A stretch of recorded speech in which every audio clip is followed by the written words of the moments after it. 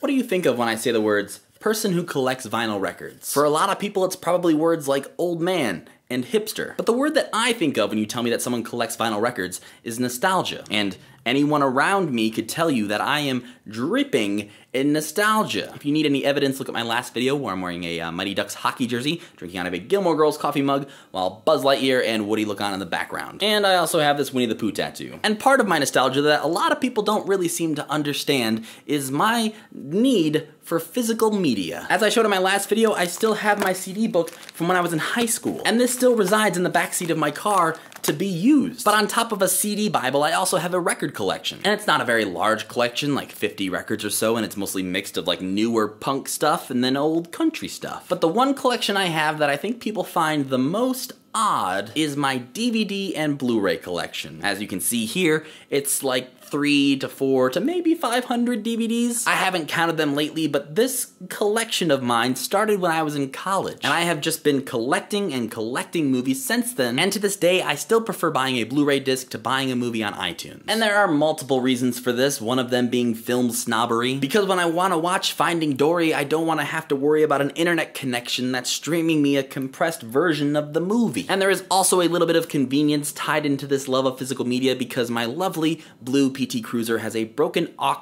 port, and so the cord doesn't really work well, and just CDs are easier to use than that car. But film snobbery and convenience aside, there's really one main reason that I continue to buy and hold on to my physical media, and that is memories. Now, while I love looking at a vinyl record and seeing the grooves of the music and taking a little needle and putting it in there and somehow magically music happens, the actual like physical touching of the music isn't really what draws me to it. It's the memories that are embedded in these objects. And maybe I sound completely nuts to you right now, but follow me here, and maybe some of you feel the same way. When it comes to movies and music, I feel like a lot of us have life moments and specific memories tied into songs and movies and what we were watching and listening to at the time those things happened. For instance, I can tell you when American Idiot came out in 2004, I was dating a girl whose name I won't say, but she was in the color guard of the marching band, and I bought that CD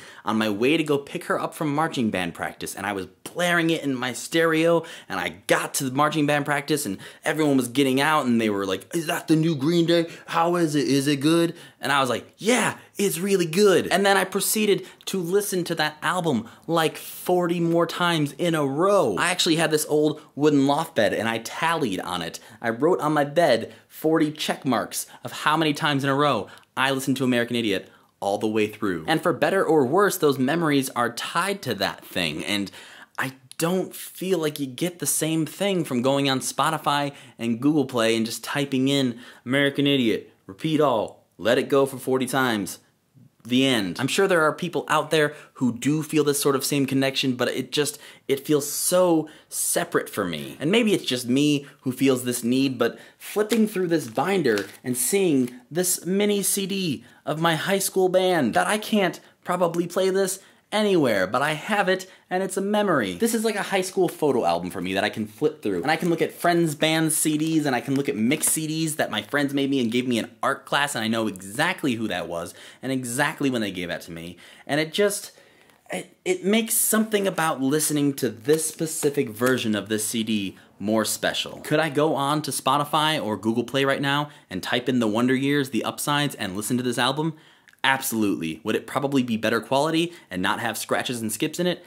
Absolutely. But when I hit play on that, would I necessarily think about my friend Ree who burned this for me like a bunch of years ago? I don't think so. And maybe a lot of you are watching this video and you're like, I don't get it. I'm sorry. And there's nothing to apologize for. I understand that this might just be completely my weird thing that I got going on. But to maybe appeal to some more of you out there who are readers and prefer physical books to ebooks and Kindles, think back to your favorite book that you own. Picture it in your head right now. Do you know what the cover looks like? Do you know what what the pages look like? Do you know what it smells like? Do you know about that note you left on page 34 in the right-hand margin? Do you know that page 78 is a little bit crinkled, and so you have to open that up every time that you're reading through that book? Each of those little moments of you interacting with that book are another memory. And I'm not really concerned with the fact of whether or not they mean anything in the big grand scheme of things. But that joy and that moment you get to experience from cracking open that book, or laying that needle on that record, or listening to Fall Out Boy's Take This to Your Grave for the umpteenth time and remembering that, hey, yeah, Saturday has a little skip like 15 seconds in, and you have to fast forward just a little bit, otherwise it's gonna stay in that 2-second chunk on repeat forever. And I could probably live in that 2 seconds for forever, but the other people in my car probably wouldn't want to. I do want to wrap this up by letting you guys know that I am not just an old grandpa with physical media collecting dust. I do have Google Play, and I had Spotify, and I have YouTube Red, and I have all these things, and I download movies on iTunes, and so I do enjoy digital media, but my heart lies with physical media. And I thought maybe I would try to explain to you and to any of my friends around who will watch this why that is. Let me know in the comments if you are similar and if you have a large physical media collection and what it is that makes you hold on to it. Bye.